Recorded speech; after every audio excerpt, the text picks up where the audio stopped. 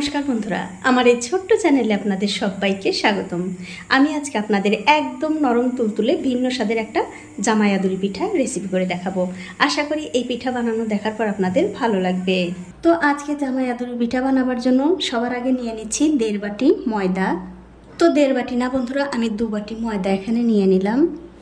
তার মধ্যে দিয়ে দিচ্ছি 3-4 চামচ চিনি, দিয়ে দেব স্বাদ মতো নুন, আর দিয়ে দিচ্ছি 1 চামচ ইস্ট। এবারে সব শুকনো উপকরণ দিয়ে এই ময়দার সঙ্গে খুব ভালো করে মিশিয়ে নিতে হবে। দেখুন সবকিছু কিন্তু ময়দার সঙ্গে খুব ভালো করে মিশিয়ে নিয়েছি। এখন আমি এর মধ্যে দিয়ে দিচ্ছি একটা ডিম। এবারে এর মধ্যে অল্প অল্প করে জল দিয়ে খুব সুন্দর একটা ডো তৈরি করে নিতে হবে। আর আমার এই ছোট্ট চ্যানেলটি যারা সাবস্ক্রাইব করেছেন তাদেরকে অনেক ধন্যবাদ, আর যারা সাবস্ক্রাইব করেননি তাদেরকে সাবস্ক্রাইব করে নেওয়ার অনুরোধ রইল। অবশ্যই কিন্তু বন্ধুরা অল্প অল্প করে জল দিতে হবে আর এই ময়দার ডোটা বানিয়ে নিতে হবে। তো এই দেখুন অল্প অল্প করে জল দিয়ে খুব সুন্দর একটা ডো কিন্তু আমি তৈরি করে নিয়েছি। এখন আমি এর মধ্যে দিয়ে দেবো 2 থেকে 3 চামচ সাদা তেল। এবারে এই তেলের সঙ্গেও এই ময়দাটা আবারও খুব ভালো করে মাখিয়ে নিতে হবে। তো এই দেখুন তেল দেওয়ার পরেও কিন্তু এই ডোটা আমি খুব ভালো করে মাখিয়ে নিয়েছি।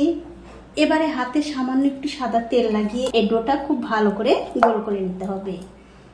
দেখুন ডোটা কিন্তু আমি খুব ভালো করে গোল করে নিয়েছি। এবারে একটা ঢাকা দিয়ে 1 থেকে 1.5 ঘন্টার জন্য রেখে দেবো। তো 1.5 ঘন্টা পর আমি উপর থেকে ঢাকাটা তুলে নিচ্ছি। আর দেখুন এই ময়দার ডোটা কিন্তু অনেকটা ফুলে উঠেছে। এখন আমি এর মধ্যে অল্প একটু ময়দা ছড়িয়ে দিয়ে আবার একটু ভালো করে মাখিয়ে নেব। তো এই দেখুন বন্ধুরা অল্প অল্প করে ময়দা দিয়ে কিন্তু এই ডোটা আমি আবারও খুব ভালো করে মাখিয়ে নিয়েছি।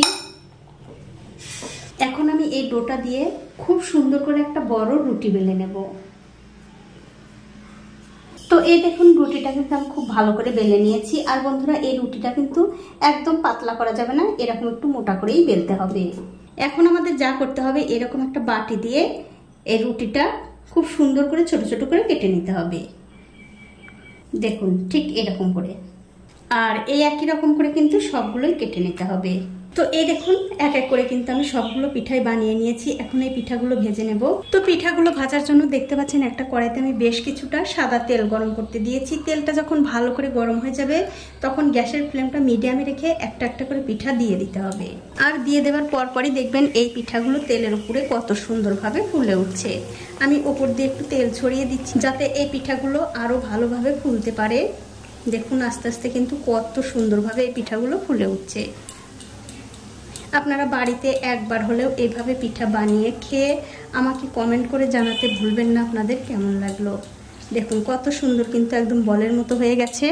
এখন আমি অন্য দিকটা উল্টে দিচ্ছি, আর এরকম করে উল্টে পাল্টে সব পিঠাগুলোই কিন্তু ভেজে নেব। আর এই পিঠাগুলো ভাজার সময় কিন্তু বন্ধুরা গ্যাসের ফ্লেমটা লোতে রাখা যাবে না, মিডিয়াম টু হাই রেখে এই পিঠাগুলো ভাজতে হবে। তাহলে দেখবেন সব পিঠাগুলোই একদম বলের মতো ফুলে উঠেছে। তো এই দেখুন পিঠাগুলো কিন্তু আমি উল্টে পাল্টে খুব ভালো করে ভেজে নিয়েছি। এই পিঠাগুলো কিন্তু ভাজা হয়ে গেছে। এখন আমি তেল থেকে খুব ভালো করে তেল ঝরিয়ে তুলে নেব। তুলে অন্য একটা প্লেটে রেখে দিচ্ছি। আর এই একই রকম করে সবগুলো পিঠাই ভেজে নিতে হবে। এখন দেখতে পাচ্ছেন একটা পাত্রে আমি 1/2 লিটার দুধ দিয়েছি। এখন এই দুধটা খুব ভালো করে জাল দিয়ে নিতে হবে। তো এই দেখুন দুধ কিন্তু আমি খুব ভালো করে জাল দিয়ে নিয়েছি। দেখতেই পাচ্ছেন দুধের মধ্যে কিন্তু বলক চলে এসেছে। এখন আমি মিষ্টির জন্য এর মধ্যে দিয়ে দিচ্ছি 3-4 চামচ চিনি। চিনি কিন্তু বন্ধুরা আমি খুব একটা বেশি দিচ্ছি না, তার কারণ হচ্ছে এই পিঠার মধ্যেও একবার চিনি দিয়েছি। তার জন্য অবশ্যই কিন্তু বুঝে শুনে স্বাদ বুঝে চিনিটা দিয়ে দেবেন।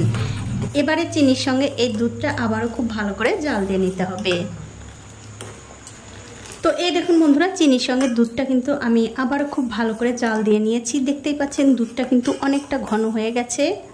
এখন আমি এর মধ্যে দিয়ে দিচ্ছি আগে থেকে ভেজে রাখা সেই পিঠাগুলো।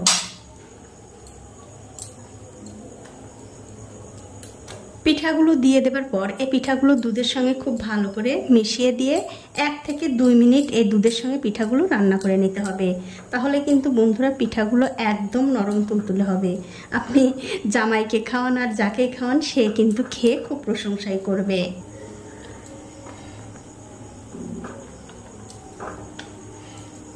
তো এই দেখুন বন্ধুরা, পিঠাগুলো কিন্তু দুধের সঙ্গে 2 মিনিট খুব ভালো করে রান্না করে নিয়েছি। আর দেখতেই পাচ্ছেন পিঠাগুলো কিন্তু কত সুন্দর একদম নরম তুলতুলে হয়ে গেছে।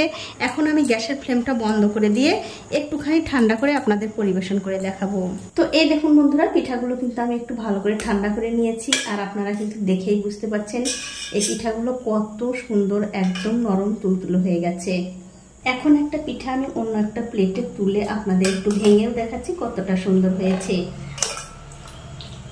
আর এই পিঠাগুলো খেতে কিন্তু বন্ধুরা সত্যি বলছি অসাধারণ লাগে। আপনারা একদিন হলেও বাড়িতে বানিয়ে খেয়ে আমাকে কমেন্ট করে জানাতে ভুলবেন না আপনাদের কেমন লাগলো। দেখুন ভেতরটা কত সুন্দর একদম নরম তুলতুলে। আপনাদের আরো একটু ভালো করে দেখিয়ে দিচ্ছি। দেখুন একদম কিন্তু নরম তুলতুলে। তো বন্ধুরা, আমার আজকের এই জামাই আদুরি পিঠার রেসিপিটা আপনাদের কেমন লেগেছে? যদি ভালো লেগেই থাকে অবশ্যই একটা লাইক, কমেন্ট আর শেয়ার করতে ভুলবেন না। আজ এই পর্যন্তই, দেখা হবে অন্য কোনো নতুন ভিডিও নিয়ে।